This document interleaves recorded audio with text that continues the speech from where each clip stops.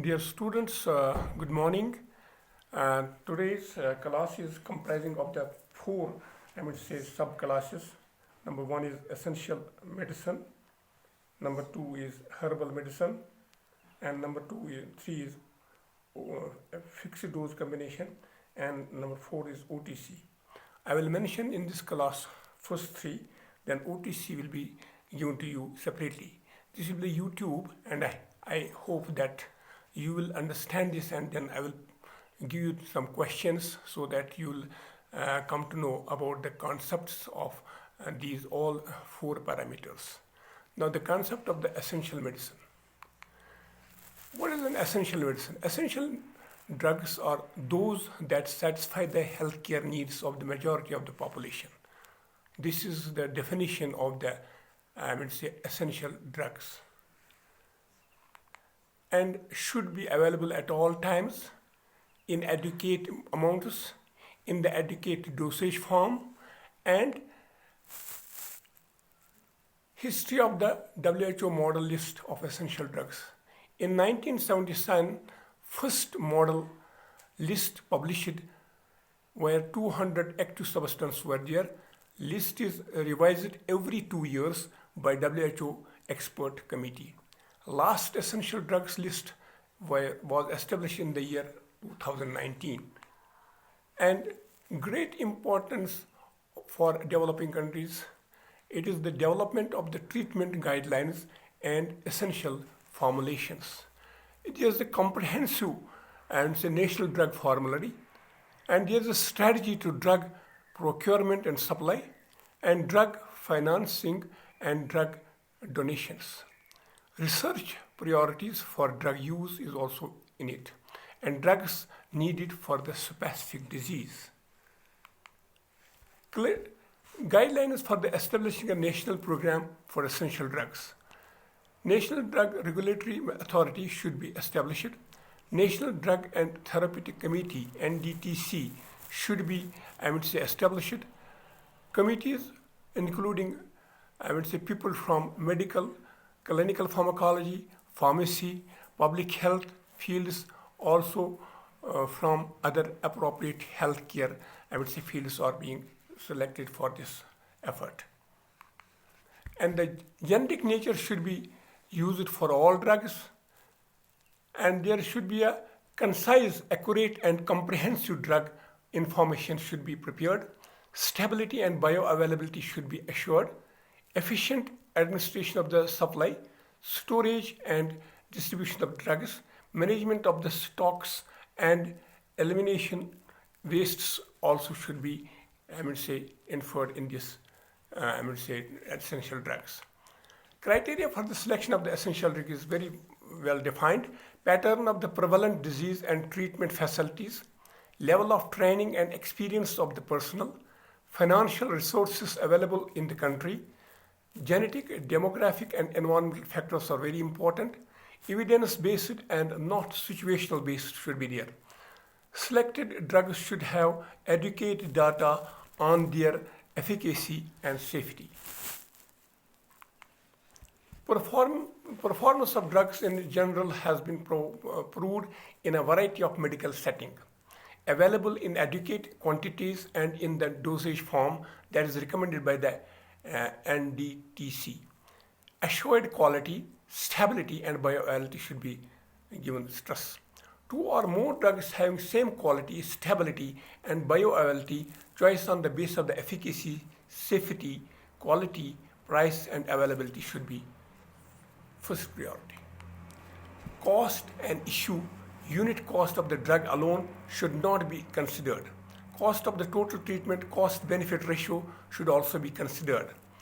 Comparative pharmacokinetic properties of drugs in the same therapeutic category should be ensured. Local facilities to manufacture and storage also be considered. Should contain only single drug combination, advantage over single drug in the therapeutic effect, safety, and patient compliance. Selection of the pharmaceutical dosage forms. General utility and wide availability of the dosage forms. Tablets have wide acceptability and also cost effective. stability of the dosage form under ambient climatic conditions, established local preferences, bioavailability and pharmacokinetics of the drug of dosage forms. Selection of the convenient dosage forms for selection population, that is pediatric dosage, SR/CR dosage, inclusion require adequate documentation. Selection of the specified salt form for, I would say, particular drug. Examples is chlorophenicol, palmate, amlodipine, bisalate, erythromycin, acetylate. These are the salts.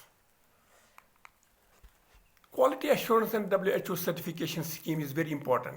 Should conform with required standard of good manufacturing practice, that is GMP. Like we have good manufacturing practice, it should be ensured, and quality control should be given stress. Bioavailability of the drugs should be, I would say, in the certification scheme. Should confine international pharmacopoeia and its standards. Now the nomenclature. Each pharmaceutical substance by a globally acceptable generic name is important. International non-proprietary INN names becomes an important arm of essential drug list and is almost globally accepted. INN periodically published by WHO for new edition of the pharmaceutical products should be ensured. Brought uniformity in the names of the medicine. Stop confusion and to ensure safety and drug for priority for patients should be ensured. Tasks of the formation of the essential list. Updating the essential drug list is very important. Essential drug list for primary health care centers should be given preferences. Specialist control of the drug use. Research and development is very important aspect. Drug information and education activities should be defined. Making a list of the reserve microbials is very important. Post-registration drug studies is very, very important. Now, updating of essential drug list continuous process. It is not the one after every 2 years it should be given stress. WHO guideline principles must accommodate local situations to meet health needs of the majority of the population. Extent to which country established ideal. Guiding essential drug list by WHO is contribution to solve problems. Need to include additional drugs for rare diseases, that TB drugs in India. Exclusion does not mean rejection. Public health issues, epidemiological changes, new drugs availability, progress in the pharmacological and the pharmaceutical knowledge is very important. Essential drug list for primary health care centers. Existing system of the medicine is very important. National health infrastructure is to be taken into consideration. Pattern of the endemic disease and supplies. Specialist control of the drug use. Educate specialist skills and complementary resources needed before the introduction of the new drugs. Examples of the situation requiring specialist control of the drug use. Use of reserve antibiotics for multi-resistant bacteria should be there. Educate regimen for TB and leprosy should be given the priority. Use of anti-neoplastic immunosuppressive agents, antiretroviral agents should be given stress. Research and development, pharmaceutical aspects, development of drug procurement, drug quality, processing, packaging, and distribution, clinical and epidemiological aspects to assess efficacy, safety, genetic and ethnic differences, educational aspects, development of the training and program should be given more stress. Drug information education activities are very important. Develop formulary and drug information sheet on all drugs in EDL. Continual education program on all aspects of the medical care, disease pattern, selection of the antimicrobials, diagnostics and other therapeutic guidelines. Making of list reserve microbials, amoxicillin plus clavulanic acid, ceftriaxone, ceftazidime, vancomycin, etc. should be in the priority list. Post-registration drug studies. Some drugs fail to produce benefit. Reasons are clinical trial does not include groups like the children, pregnant women, old people. Generic Genetic and environmental factors differ from population to population. Unexpected use of the drugs, data on overdose and available. Poor manufacturing practice. Post-registration drug studies help to, estimate future demands, quality, quantity, drug inventory, evaluate drugs use. Thank you very much. Now there will be another, now the fixed dose combination and rational pharmacotherapies. This is the second, lecture. 70,000 formulations from about 750 APIs. Domestic retail market is 70,000 crores per annum. FDC account for 10%, that means 7,000 crores per annum. If 50% FDC is rational, then 3,500 crore per annum going down the drain. So only few FDCs have textual evidence. So we have a rationale of few FDCs, fixed dose combinations. Manufacturers interested in economic gains, improper implementation of and regulation is very important. Now, why rational therapies? We have medicines, we have the manner by which we take its dose, its route, its frequency, its duration. Then we have, then we have patient cost when necessary. Now the basis of rationality of FDCs. Constituent medicine in FDC should act by different mechanisms. Pharmacokinetics must not vary widely, should not have supra-additive toxicity of the ingredients, must target a single disease like AIDS, TB, malaria. WHO model list some rational FDCs. Sulfamethoxazole, trimethoprim is very important. It is WHO list. Rifampicin and isoniazid is very important. The ATT, isoniazid ethambutol, levodopa and carbidopa for Parkinsonism, ORS, estrogen and progesterone. These are the WHO model list, rational FDCs, fixed dose combination. Advantages of FDCs: simplify therapy, increase patient compliance, decrease total daily dose, and decrease ADRs, adverse drug reactions, and decrease cost of the therapy. These are the, advantages of the FDCs. Advantages of FDCs is simple dosage schedules, improve compliance, and decrease inadvertent medication errors, prevent slow attainment of the resistance by eliminating monotherapy. Synergism, that is trimethoprim and sulfamethoxazole, it potentiates the effect. Each selectively interferes with the successive step in bacterial folate metabolism. One drug decreases side effects of the other. This is the rational mechanism.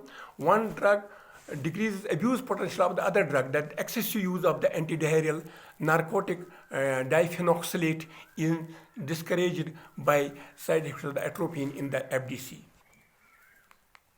Now, where FDCs are useful? Cardiovascular diseases. FDCs with agents having complementary mechanism of action. Increase patient adherence, effectiveness. Combination therapy recommended for management of the hypertension. We have ACI inhibitors with calcium channel blockers. We have ACI inhibitors with diuretics. We have ARBs with diuretics. We have ARBs with beta blockers. We have centrally acting drugs. And non-therapeutic advantages of FDC: simplify medicine, procurement management, storage and handling, decrease packaging and shipping costs, decrease risks of the being out of stock, single expiry date should be there. Now, disadvantages of the FDC: dosage alteration of one medicine is not possible without the alteration of the other. Differing pharmacokinetics of the constituent medicine pose problems of frequency of administration. That means the drug combination should have this, same half-life and maximally same volume of distribution. Increased risk of the ADRs and when compared to both medicines given by individually. Now, drawbacks of the irrational FDCs. We have drawbacks. There should not be irrational FDCs. Impose unnecessary financial burden, increase ADRs, increase episodes of the hospitalization. Promotional gimmickry. The combined pills are marketed with slogans like ibuprofen for pain and paracetamol for fever, ibuprofen for peripheral action and paracetamol for central action. these are the gimmickry things. Evaluation study. In 33 per 44 FDCs, the clinical evidence on safety and efficacy was established. For remaining 11, no published evidence should be found. Now, criteria for evaluating rationality of the FDCs. Each API or of FDC should be in the EML, NEML. Dose of each API present in FDC should be appropriate for the intended use for the defined population group. Combination should have advantage of the established evidence of the efficacy and safety over single component administered separately. Overall cost of the FDC should be less cost of the individual components. FDC should either decrease dose of individual drugs for their ADRs. The PK parameters of each API should not be affected. Therefore, should be no unfavorable pharmacokinetic interaction between the APIs. Individual drugs should have different, mechanisms of action. These are the criteria. And the irrational FDCs in the market. We have FDCs of the nimesulide paracetamol should be banned, should not be encouraged. FDCs of diclofenac steroidopeptide is not, should be taken. FDCs of the quinolones and the nitroimidazoles should be not be encouraged. These are the irrational, in the market. And then others, we have FDCs of the NSAIDs and analgesics, the antispasmodic should be, it is irrational and should have no basis of its own. And criticism of FDCs. There are criticisms, like we have norfloxacin and metronidazole, norfloxacin and tindazole, norfloxacin, tindazole and lopramide, norfloxacin, tindazole and dicyclomine, norfloxacin, orindazole, ciprofloxacin, tindazole, ofloxacin, tindazole, ofloxacin and metronidazole, ofloxacin, and these should be, given not priority. The herbal drugs can be taken separately. I'm very sorry that I could not contain the herbal drugs. Herbal medicine is olden therapies where there are so many constituents which we use in the allopathy. But herbal drugs, it is constituents in the anti-cancer and other, departments is very important. But we have to take a separate class for the herbal drugs. Herbal armamentarium is very important in drug therapies, and it has a, olden history that has taken place in these herbal drugs. Thank you very much.